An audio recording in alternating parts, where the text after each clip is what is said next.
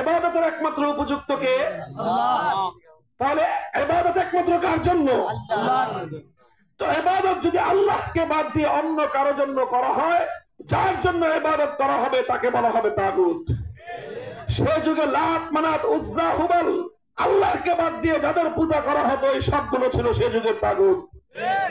আজকের যুগের সরস্বতী, দুর্গা, কালী ইত্যাদি যত দেব দেবতার পূজা করা হয়, আল্লাহকে বাদ দিয়ে যেই গায়রুল্লাহর ইবাদত করা হবে, পূজা করা হবে, সেই গায়রুল্লাহকে বলা হবে তাগুত। কারণ ইবাদতের মালিক একমাত্র কে? আল্লাহ। এটাকে বলা হয়, এই যে আল্লাহ পাক যে একমাত্র ইবাদতের মালিক, এই একত্ববাদ, এটাকে বলা হয় তাওহীদ ফিল ইবাদাহ। এটা হলো ইবাদতের মধ্যে আল্লাহর তাওহীদ, আল্লাহর একত্ববাদ। ইবাদতের ক্ষেত্রে আল্লাহর যেমন একত্ববাদ, তাওহীদকে বিশ্বাস না করলে একজন মানুষ ঈমানদার হতে পারে না, ঠিক তদ্রূপ আল্লাহ পাকের ইবাদতের মধ্যে আল্লাহর একত্ববাদের ন্যায় আল্লাহ পাকের আরেকটা গুরুত্বপূর্ণ তাওহীদ এবং একত্ববাদ রয়েছে, সেটা হলো তাওহীদ ফিল হাকিমিয়াহ। তাওহীদ ফিল হাকিমিয়াহ এর অর্থ হলো যে এই মহাবিশ্বের মধ্যে আইন তৈরি করবার, বিধান তৈরি করবার চূড়ান্ত এবং প্রশ্নহীন ক্ষমতা একমাত্র কার? আল্লাহ। জোরে বলেন, সবাই বলবেন এই জায়গাটা আমার আলোচনার মূল কথা, এটাই মূল আলোচনার পয়েন্ট আমার। এই মহাবিশ্বের মধ্যে আইন তৈরি করবার, বিধান তৈরি করবার চূড়ান্ত ক্ষমতা একমাত্র কার? আল্লাহ। এটাকে বলা হয় তাওহীদ ফিল হাকিমিয়াহ। যেরকম এই মহাবিশ্বের মধ্যে ইবাদত পাওয়ার উপযুক্ত একমাত্র কে? আল্লাহ। আল্লাহ যেরকম একমাত্র ইবাদত পাবে, আর কেউ ইবাদত পাবে না, ঠিক তদ্রূপ এই মহাবিশ্বের মধ্যে আইন এবং বিধান তৈরি করবার চূড়ান্ত ক্ষমতা একমাত্র কার? আল্লাহ। আপনি যদি আল্লাহকে ইবাদত না করে আল্লাহর ইবাদতের জায়গায় কোন গায়রুল্লাহর ইবাদত করেন, তাহলে আপনি কোনদিন একত্ববাদী ঈমানদার হতে পারেন না, আপনার নাম হবে মুশরিক।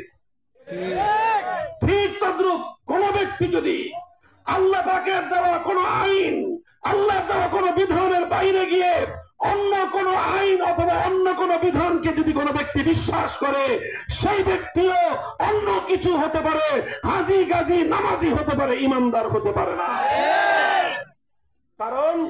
কারণ হলো সে তাওহীদ ফিল হাকিমিয়াহ, আইন দেওয়ার ক্ষেত্রে আল্লাহর একত্ববাদকে সে বিশ্বাস করে নাই। প্রশ্ন করতে পারেন যে হুজুর তাহলে মানুষ কি আইন করবে না? হ্যাঁ, মানুষ আইন করবে, তবে মানুষের আইন এটা চূড়ান্ত ক্ষমতার আইন হবে না। অর্থাৎ মানুষ এমন আইন করতে পারবে যে আইন আল্লাহর আইনের সঙ্গে সাংঘর্ষিক হবে না। মানুষ আইন করতে পারবে, তবে আল্লাহর আইনের বাইরে গিয়ে আইন করতে পারবে না। মানুষ আইন করতে পারে, আল্লাহর আইনের ভিতরে থেকে আইন করতে পারে। সেই মানুষই আল্লাহর আইনের বিরুদ্ধে গিয়ে আইন করবে, সেই মানুষটাকে বলা হবে তাগুত। যদি কোন রাজা বাদশা আল্লাহর আইনের বিরুদ্ধে আইন করে, সেই রাজা বাদশাকে বলা হবে তাগুত। যদি কোন রাষ্ট্রপতি আল্লাহর আইনের বিরুদ্ধে আইন জারি করে, সেই রাষ্ট্রপতিকে বলা হবে তাগুত। যদি কোন প্রধানমন্ত্রী আল্লাহর আইনের বিরুদ্ধে গিয়ে কোন আইন করে, সেই প্রধানমন্ত্রীকে বলা হবে তাগুত। যদি কোন মন্ত্রী পরিষদ আল্লাহর আইনের বিরুদ্ধে কোন আইনকে বৈধতা দেয়, অনুমোদন দেয়, সেই গোটা মন্ত্রী পরিষদকে বলা হবে তাগুত। যদি কোন বিচারপতি, বিচারালয়, যদি কোন আদালত আল্লাহর আইনের বিরুদ্ধে কোন আইন দেয়, সেই আদালত এবং সেই বিচারপতিকে বলা হবে তাগুত। যদি কোন সংসদ, কোন আইন পরিষদ আল্লাহর আইনের বিরুদ্ধে কোন আইন তৈরি করে, সেই গোটা সংসদের প্রত্যেকটা সদস্য মিলে গোটা সংসদটাই হলো তাগুত। শুধু বেঈমান না, শুধু বেঈমান না, বরং এমন বেঈমান যে এই বেঈমানকে যে স্বীকার করবে সেও বেঈমান। এটাকে বলা হয় তাগুত। আল্লাহ পাকের সঙ্গে সে প্রতিদ্বন্দ্বী। আল্লাহ একটা আইন দিল, সে আল্লাহর বিরুদ্ধে আরেকটা আইন দিল, তাহলে সে আল্লাহর প্রতিদ্বন্দ্বী হয়ে দাঁড়ালো। যে আল্লাহর প্রতিদ্বন্দ্বী হয়ে দাঁড়ায় তাকে বলা হয় তাগুত। যারা আল্লাহকে বিশ্বাস করে তাদেরকে বলা হয় ঈমানদার, যারা তাগুতকে বিশ্বাস করে তাদেরকে বলা হয় কাফের। মুহতারাম হাজিরিন, আজ এই যে একটা বিষয় সংক্ষিপ্ত ভাবে বললাম, একটু গভীর ভাবে আপনারা আবার পরবর্তীতে বুঝবার চেষ্টা করবেন। আলেম সমাজকে বলবো, তরুণ ওলামায়ে কেরামকে বলবো, জাতিকে আজকে তাওহীদ ফিল হাকিমিয়া, তাওহীদ ফিল হাকিমিয়ার কথা বুঝানোর সময় এসেছে, তাগুতের পরিচয় জাতির সামনে তুলে ধরবার সময় এসেছে। এই সমাজের মধ্যে হাজার হাজার নয়, লক্ষ লক্ষ নয়, কোটি কোটি মানুষ এমন আছে, আল্লাহর কোরআনের ভাষায় ইয়াজুমুনা আন্নাহুম আমানু, তারা দাবি করে আমরা ঈমানদার, ইউরিদুনা আন ইয়াতাহাকামু ইলা তাগুত, অথচ তারা আল্লাহর আইনের বিরুদ্ধে গিয়ে মানব রচিত আইনকে তারা বিশ্বাস করে। যারা আল্লাহর বিরুদ্ধে, আল্লাহর আইনের বিপরীতে, আল্লাহর কোরআনের বিরুদ্ধে গিয়ে মানব রচিত কোন আইনকে যারা বিশ্বাস করলো, 50 বার হজ করতে পারে, ইমানদার হতে পারে না। ভাই এবার চলে আসে আমার শেষ কথায়। এবার খেয়াল করে শুনেন, আমি একটা ইতিহাসের ধারা বলবো। ইতিহাসের ধারা বলে কিভাবে আজকে আমরা মুসলিম জাতি এই তাগুতের অষ্টপাশে বন্দী হয়ে গিয়েছি, তাগুতের অক্টোপাসে আমরা বন্দী হয়ে গিয়েছি, আমরা আজকে শিরকের অক্টোপাসে বন্দী হয়ে গিয়েছি। মুসলমান, আজ তোমাদেরকে উঠতে হবে, জাগতে হবে, আওয়াজ তুলতে হবে, লড়াই করতে হবে, একটা বিপ্লব করতে হবে। সমস্ত তাগুতের অক্টোপাস ভেঙে গুড়িয়ে খাম খাম করে তাওহীদের আযান দিতে হবে, তাওহীদের আযান দিতে হবে।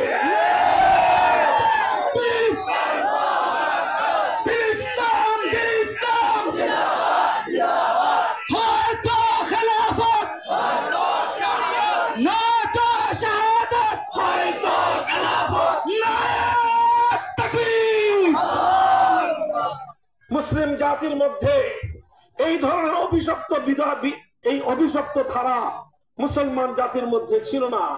সাহাবীদের যুগে ছিল না, খেলাফতে রাশিদার যুগে ছিল না, খেলাফতে বনু উমাইয়ার যুগে ছিল না, খেলাফতে বনু আব্বাসিয়ার যুগে প্রায় 600 বছর পর্যন্ত মুসলিম জাতির মধ্যে কেউ এটা কল্পনা করতে পারত না যে আল্লাহর আইনের পরিবর্তে মানুষ আইন তৈরি করবে। এটা মুসলমানরা কল্পনাই করতে পারত না। সর্বপ্রথম মুসলমানদের মধ্যে এই অভিশপ্ত ধারা চালু করলো তাতারি সম্প্রদায়। কারা? তাতারি সম্প্রদায়, মঙ্গোলিয়ানরা। এই মঙ্গোলিয়ানরা মুসলিম বিশ্বের বিশাল এলাকা ধ্বংসস্তূপে পরিণত করলো। মুসলমানদের খেলাফতের প্রাণ কেন্দ্র বাগদাদকে ধ্বংস করে দিল।